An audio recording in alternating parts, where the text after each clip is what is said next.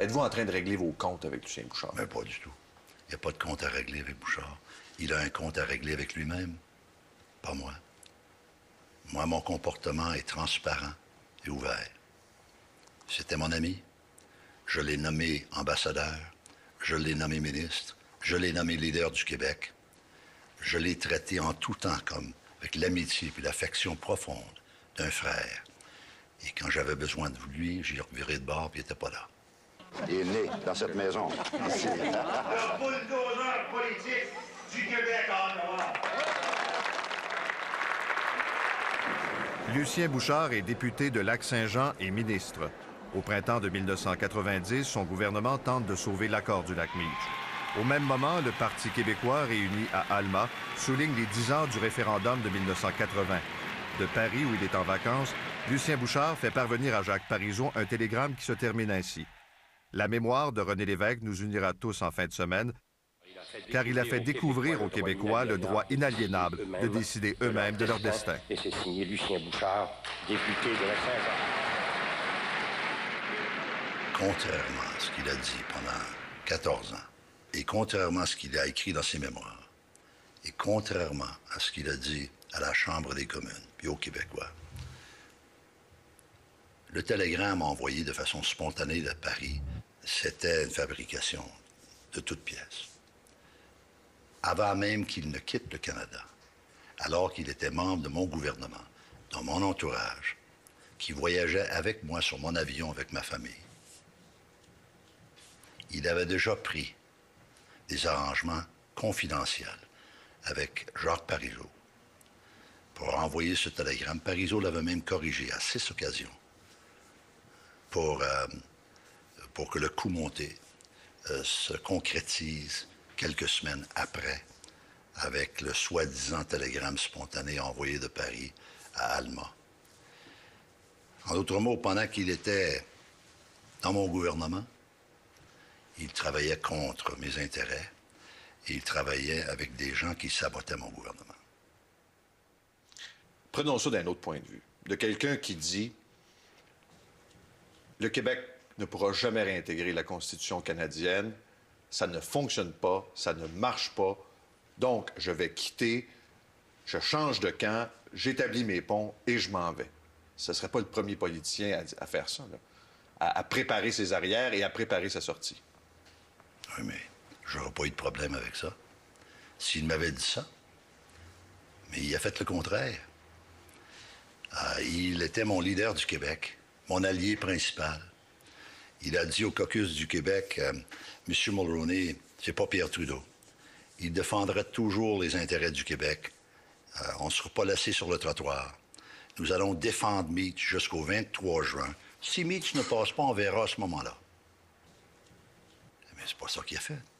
Il a utilisé David Clich pour s'entendre avec Parizeau, pour réintégrer le PQ et pour saboter le gouvernement dont il faisait partie. Encore plus bizarre, le PQ était contre Meach pour son confessé.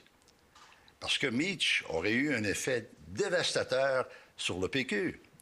Parce que si Bourassa avait pu signer l'accord du Lac-Meach, il n'y en avait plus de problème constitutionnel au Canada. Mais est-ce que vous lui avez demandé pourquoi il a fait ça? Non. Non. Non. Ça a pris 14 ans avant que la vérité ne sorte.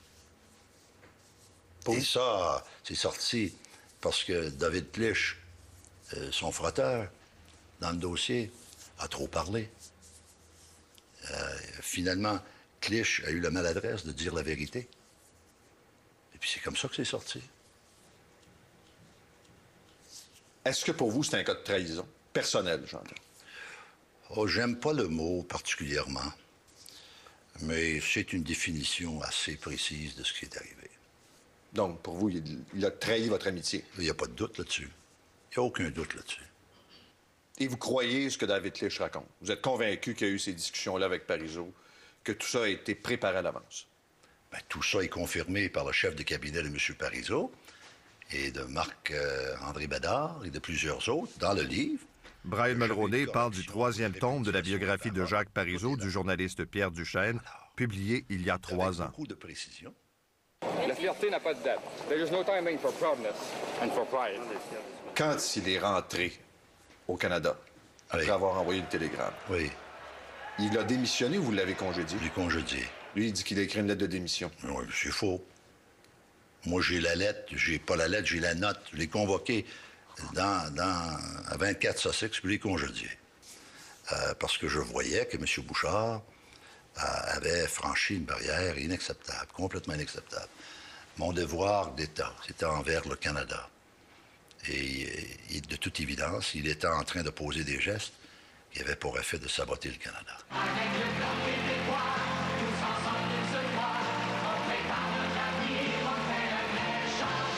Après avoir quitté le Parti conservateur, Lucien Bouchard crée le Bloc québécois.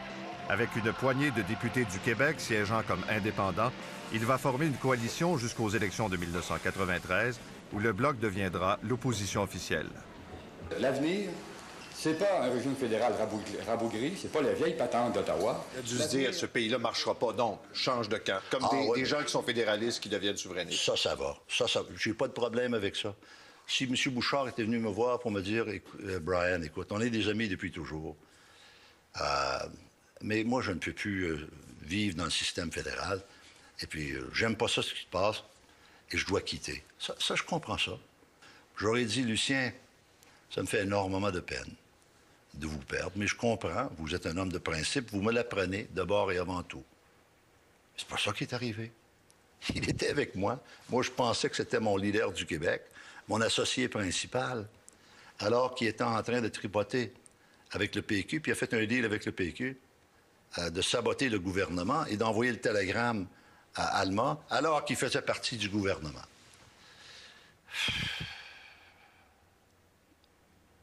Pour n'importe qui, ça aurait été une surprise malheureuse. Pour moi qui l'aimais, comme je vous le dis, comme un frère, qui l'admirait beaucoup. On avait passé des grands moments ensemble, des bons moments aussi. C'était comme un décès dans la famille. Quand j'ai appris que tout ça, ça avait été... tout ça, c'était arrangé avec le gars des vues. Avez-vous gardé des contacts avec lui depuis? Non, je n'ai pas de contact avec lui. On se voit à l'occasion des funérailles d'État, puis il y a quand même un minimum de civilité qu'il faut respecter dans les affaires. Alors, si on se voit à une grande occasion sociale, ça, on se dit bonsoir. Et il a été, comme il a toujours été, très délicat à certains égards. Et quand j'étais pris dans l'affaire Airbus, il m'avait appelé. C'était la première appel que j'avais reçu de lui dans des années et des années.